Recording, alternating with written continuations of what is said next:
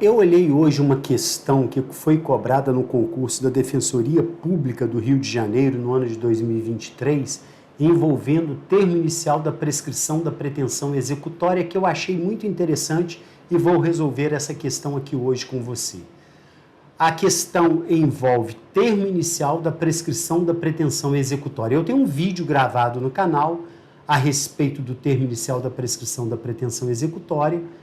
Convido vocês a assistirem esse vídeo e vou falar hoje um ponto específico para responder a esse questionamento que caiu na Defensoria Pública do Estado do Rio de Janeiro, concurso do ano de 2023. Antes de eu entrar no vídeo, eu quero dizer que eu sou o professor Cláudio Schecker, sou procurador da República, membro do Ministério Público Federal, sou doutor em Direito Público pela UERJ, aqui no Rio de Janeiro, dou aula de Direito Penal há mais de 20 anos e estou aqui para ajudar você que está aí a passar no concurso público dos seus sonhos ou aprender o tema prescrição para exercer uma advocacia criminal bem responsável.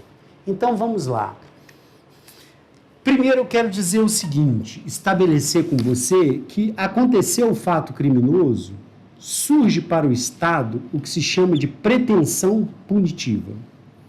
Essa pretensão punitiva, nós temos a sentença penal condenatória, temos a sentença penal condenatória transitada em julgado, sentença penal condenatória transitada em julgado, e a partir do trânsito em julgado é que surge uma outra pretensão, a pretensão executória.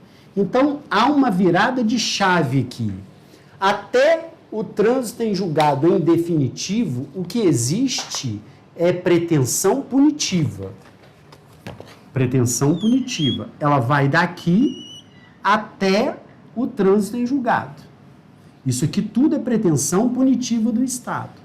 A partir do trânsito em julgado, vira-se uma chave e surge a pretensão executória. Se aqui nós temos pretensão punitiva, nós só podemos ter prescrição da pretensão punitiva.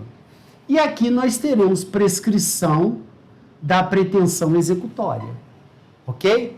Agora, pode existir a sentença penal condenatória, fixando uma pena em concreto, por exemplo, uma pena X, e pode existir o trânsito em julgado para o MP ou para a acusação. Se existir trânsito em julgado para o MP e para a acusação e uma pena fixando, a sentença fixando uma pena em concreto, eu tenho então uma dobradinha que me autoriza a analisar a prescrição da pretensão punitiva, porque aqui ainda está entre a pretensão punitiva, mas agora eu vou analisar a prescrição da pretensão punitiva pela pena em concreto ou pela pena aplicada. Então, cuidado para não confundir. Quando existe sentença penal condenatória fixando uma pena em concreto e existindo trânsito em julgado para o MP ou para a acusação, significando dizer que essa pena fixada em concreto não pode mais ser aumentada, significa dizer que essa pena pode ser usada para fins de prescrição. Então, eu jogo essa pena aqui na tabela do 109 e posso analisar a prescrição da pretensão punitiva pela pena aplicada. Então, vejam que aqui no início eu analiso a prescrição em abstrato, aqui eu já analiso a prescrição em concreto. Mas as duas são espécies de prescrição da pretensão punitiva, que não se confunde com prescrição da pretensão executória. Porque para eu analisar a prescrição da pretensão executória, tem que virar uma chave existindo trânsito em julgado em definitivo. Antes de virar essa chave, só existe pretensão punitiva, só pode existir prescrição da pretensão punitiva.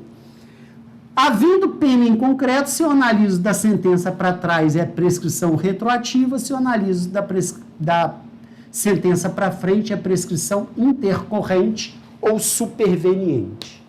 E os termos iniciais da prescrição da pretensão punitiva, seja pela pena em abstrato, seja pela pena em concreto, são diferentes do termo inicial da prescrição da pretensão executória. Na prescrição da pretensão executória, o Código Penal, no artigo 112, inciso 1, diz que para eu analisar a prescrição da pretensão executória, eu tenho que ter esse pressuposto, sentença penal condenatória transitada em julgado, em definitivo, mas o termo inicial começa um pouquinho antes. O termo inicial dessa prescrição começa do trânsito em julgado para a acusação ou para o MP. Então, o que o Código Penal diz é: precisa do trânsito em julgado em definitivo para eu analisar a prescrição executória, mas tendo o trânsito em julgado em definitivo, o termo inicial é o trânsito em julgado para a acusação ou para o Ministério Público. Esse entendimento expressado pelo Código Penal vigorou por muitos anos entre nós, até o Supremo entender que a pena só pode ser executada após o trânsito em julgado em definitivo, tendo em vista o princípio constitucional da presunção de inocência. Então, se o sujeito é presumivelmente inocente até o trânsito em julgado em definitivo, a pena só pode ser executada após afastar dessa presunção, ou seja, após o trânsito em julgado em definitivo. Antes disso, a pena não pode ser executada. Se a pena não pode ser executada antes do trânsito em julgado em definitivo, eu não posso punir o Ministério Público por inércia, porque ele não executou a pena a partir do trânsito em julgado para ele, porque ele só pode executar a pena após o trânsito em julgado em definitivo. Então, com base nesse princípio constitucional da presunção de inocência, é que o Supremo disse: olha, aquele termo inicial da prescrição da pretensão executória previsto no 112.1 do Código Penal não vale. O que vale agora é que o termo inicial da prescrição da pretensão executória é o trânsito em julgado em definitivo. Então, hoje não há dúvida de que o termo inicial da prescrição da pretensão executória não é mais este aqui, mas sim este aqui, do trânsito em julgado em definitivo. Isso está expressado no julgamento do Supremo no tema 788, em que o Supremo decidiu expressamente que, com base no princípio da presunção de inocência, o termo inicial da prescrição da pretensão executória é do trânsito em julgado em definitivo. Então, esquece a redação do 112.1 do Código Penal, ok? Dito isso, a gente vai agora para a questão que caiu na prova da Defensoria Pública do Estado do Rio de Janeiro em 2023. Uma questão bem interessante, uma questão objetiva, mas bem interessante. Então, a questão é a seguinte: o Supremo Tribunal Federal, ao apreciar recurso cuja repercussão geral foi reconhecida, proferiu importante decisão que fixou o termo inicial do prazo da prescrição da pretensão executória. A decisão tem ensejado relevantes debates sobre violações a princípios constitucionais explícitos e implícitos que limitam o poder de punir do Estado. O termo acó do prazo, termo acó é o termo inicial. O termo acó do prazo da prescrição da pretensão executória, segundo o pretório excelso, e o princípio cuja densidade normativa foi reduzida pela decisão é, letra A, o dia em que transita em julgada a sentença condenatória para a acusação, princípio da isonomia. Já vimos que não, né?